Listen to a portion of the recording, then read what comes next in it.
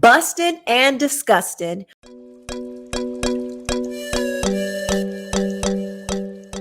What's up, everybody? I'm Quisha King. Welcome back to my channel. And today, I know you guys remember when parents were called domestic terrorists.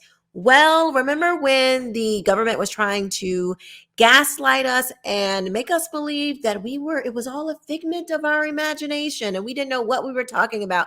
And parents were just crazy. Well, come to find out, there seems to be a letter that suggests that Secretary of Education, Miguel Cardona, knew and actually requested the letter. Let's take a look. This is an article from the New York Post. Let's read. Email suggests Education Secretary Miguel Cardona asked for school board domestic terrorist letter. A newly released email indicates Education Secretary Miguel Cardona solicited last September's letter from the National School Boards Association, which compares parents protesting at school board meetings to domestic terrorists.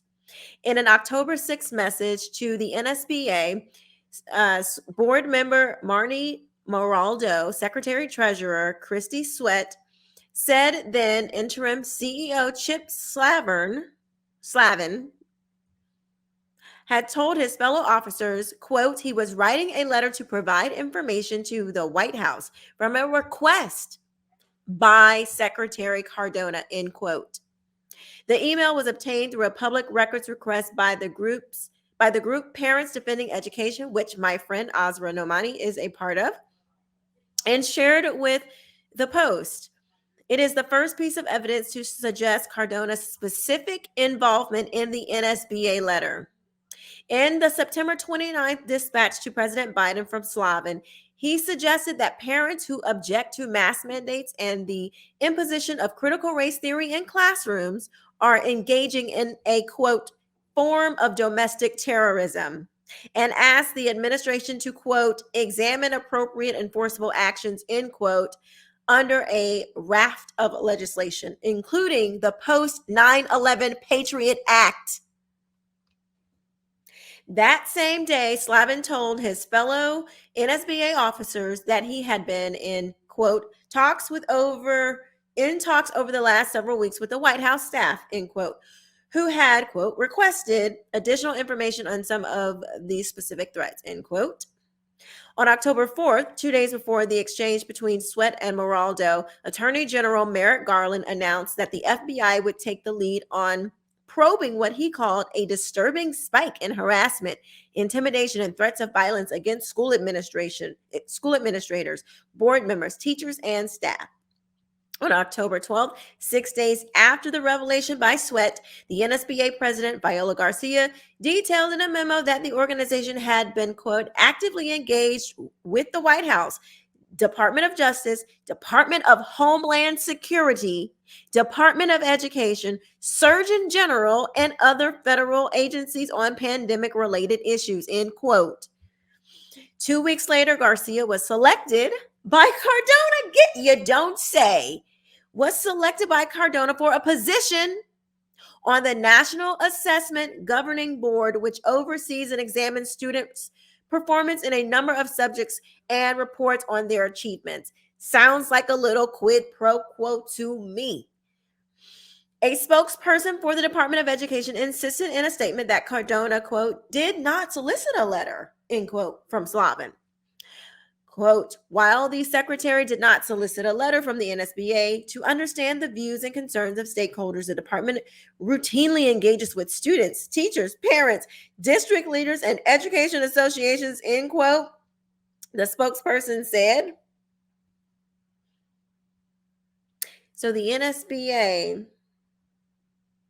let me make sure I understand this correctly. Quote, while the secretary did not solicit a letter from the NSBA to understand the views and concerns of stakeholders, the department routinely engages with students, teachers, parents, district leaders, education association.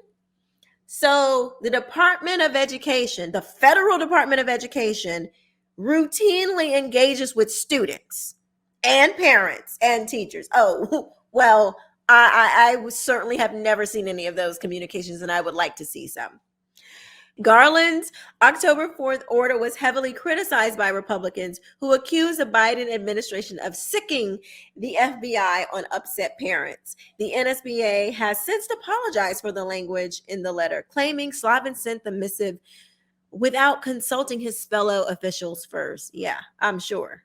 Yeah, I'm sure they forgot to consult. Several members of Congress called on Garland to retract his memo as well. However, the Attorney General refused, citing the fact that he did not use the same incendiary language used by the NSBA. Quote, the memo responds to concerns about violence, threats of violence, other criminal conduct, Garland told senators in late October.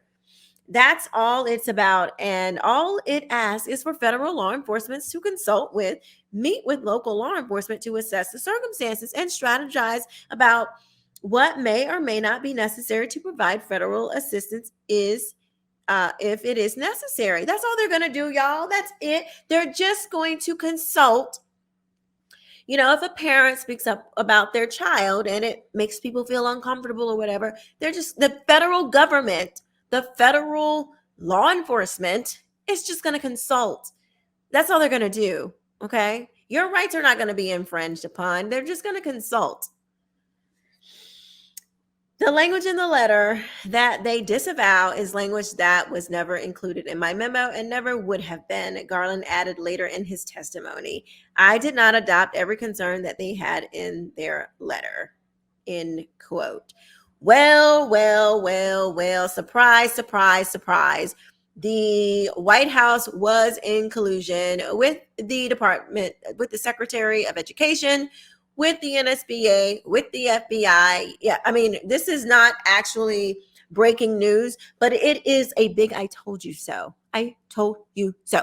We told you that this was all some big scheme, big plot, a big plan to make parents seem like we were crazy. We didn't know what we were talking about. We were just being hyperbolic. When you have the NSBA, the Secretary of Education, who actually called us domestic terrorists.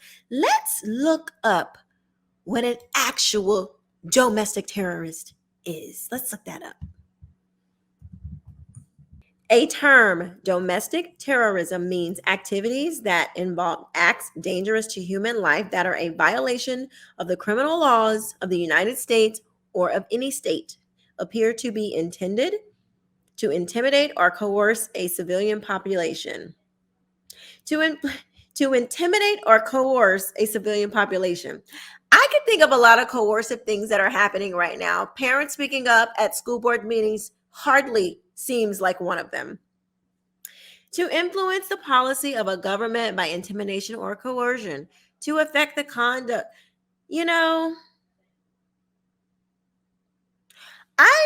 This is weird that law.cornell.edu, none of this said, do I see the word violent? Let's see. Involves acts dangerous to human life that are a violation of the criminal laws of the United States or any state, appear to be intended to intimidate or coerce a civilian population, to influence the policy of a government by intimidation or coercion, to affect the conduct of a government by mass destruction, assassination, or kidnapping, and occur primarily within the territorial jurisdiction of the United States. I don't know, but for me, a lot of this sounds like it's trying to change the definition of what a domestic terrorist has been and what we know it to be. I wish, you know what I'm going to do? I'm going to get an old dictionary, because I feel like a lot of these terms are starting to change, and they want to, because the very first line of domestic terrorist says, involve acts dangerous to human life. I don't know why, but that sounds a bit flexible. What do we call dangerous? Why doesn't it say violent acts? Violent acts. Okay.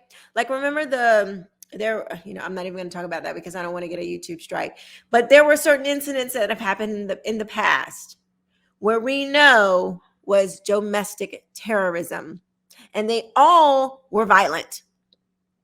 I don't know, but for some reason, this seems a little flexible to me. But anyway, it is an I told you so. Secretary of Education Miguel Cardona was colluding with the NSBA, with the Biden White House, with the FBI to label parents as domestic terrorists, to go after parents who wanted to speak up against their school board members who we are just speaking. Do you realize that this is the United States of America and we are being labeled domestic terrorists because we are speaking?